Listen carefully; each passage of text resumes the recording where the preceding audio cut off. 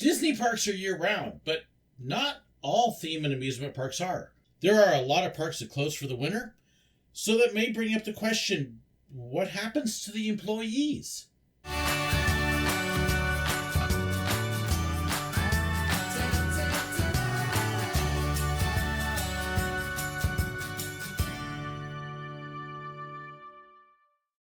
A lot of the parks in the U.S. are what we would call a seasonal park. They're open for a season. They open up in spring, sometimes late spring, spring break time.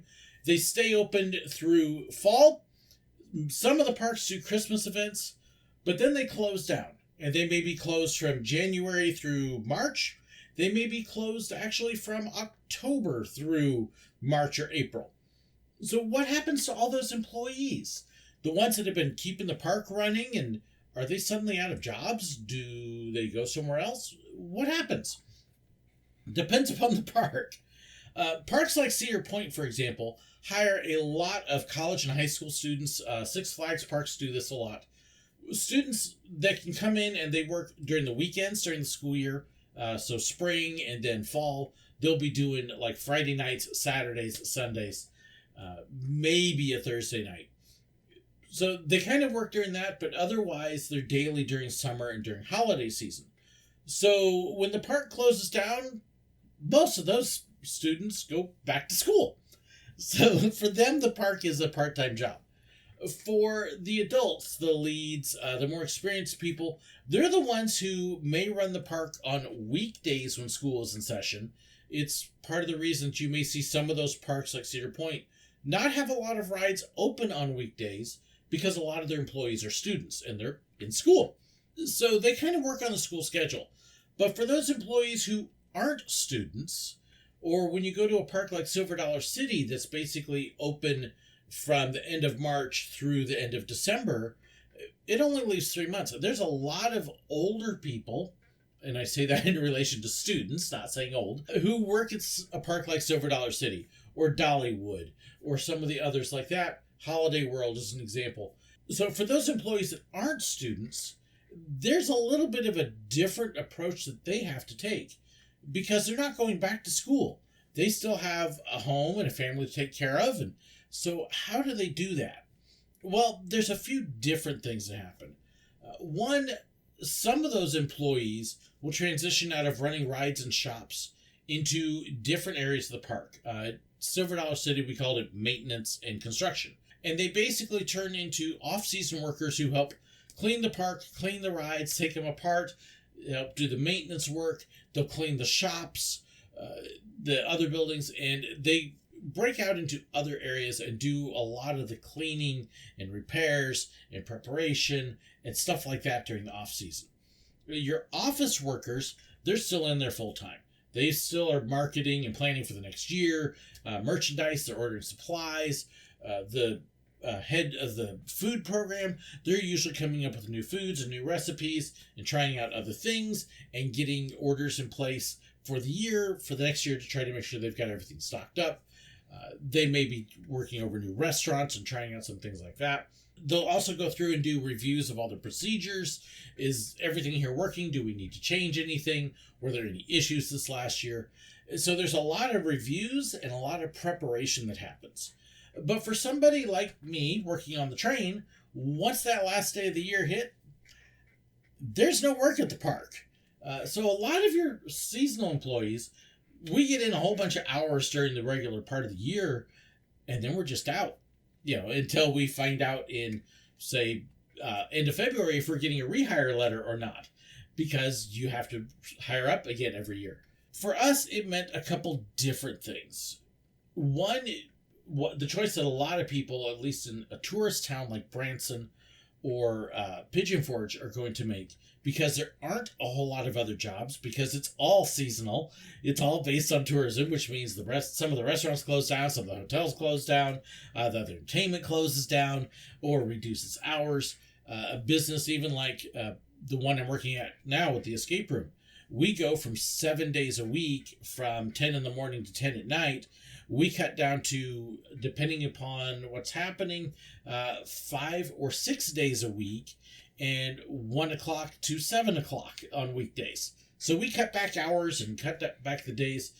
So you get your hours cut. It means you either need to save up money during the year to set aside for that time that you're not working.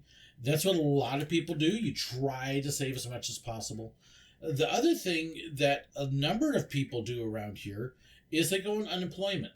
Many of the businesses here actually pay into unemployment during the season because they know that their workers are not going to be able to find a job because there's not anything else open.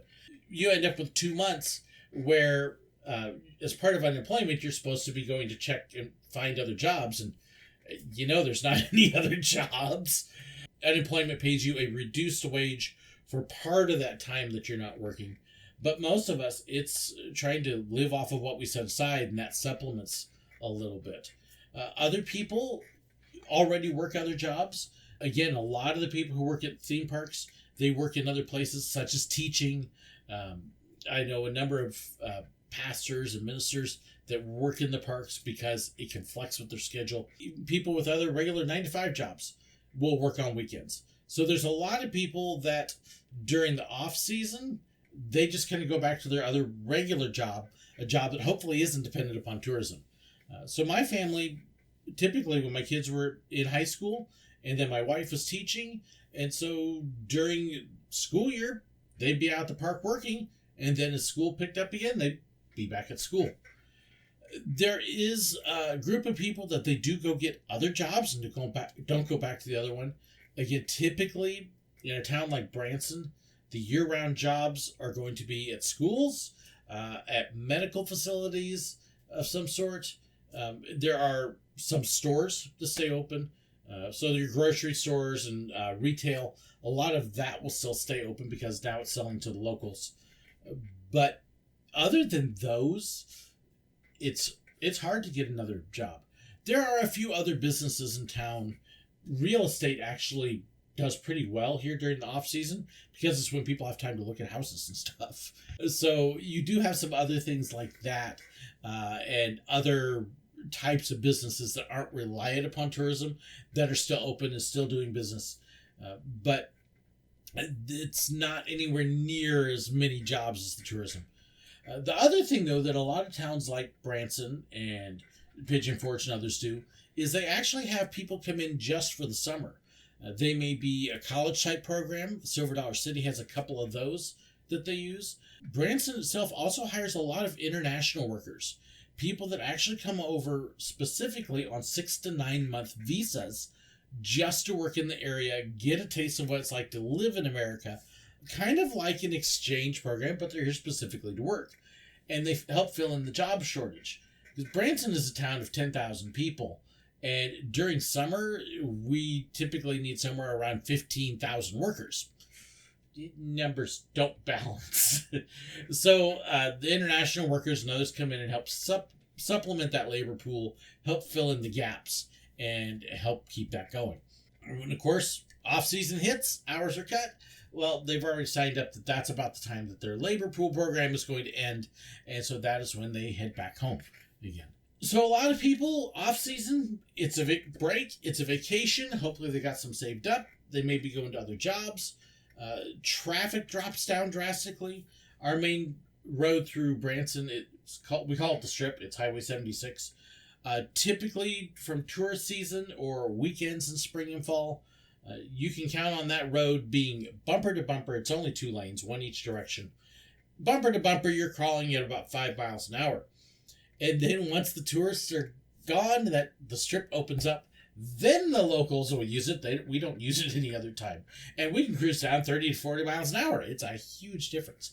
So we kind of joke that tourist season, stay away from 76. Non-tourist season or off-season, hey, we can go use the road again. It does make a big difference in town. But that's basically what happens. The park shifts over, closes up, clean up, fixing things, ordering, preparation for the next year. They're definitely not quiet. You may not see anybody out in the park, but there's a lot going on behind the scenes to get ready for that next year, including getting ready to start hiring process, evaluating all the previous employees. Do we rehire this one again? Do we let this one go? So they go through all your job reviews and everything and getting ready for the next year. Meanwhile, the employees are off at either other jobs, school, or resting up a little bit while you can and getting ready for 60-hour work weeks again when they start up. So there's a little look at the off season. Here it is, beginning November. We've got about 2 months left to this season before that's where we shift.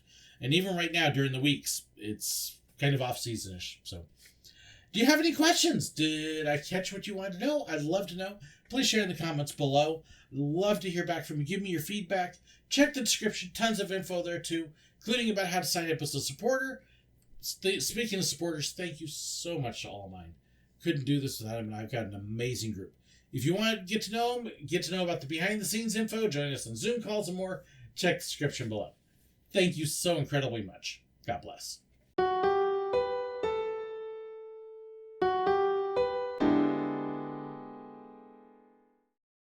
I hope you enjoyed this video. Please let me know your thoughts, your comments, your suggestions, your ideas. Be sure to share them in the comments below, or you can contact me. There's information in the description that has my email address, fan pages, information about merchandise, and so much more. So be sure to check that out. Don't forget to hit that like button, share the video, and if you haven't already, hit the button right up there to subscribe. And in fact, if you did enjoy this, I've even got another video for you right here.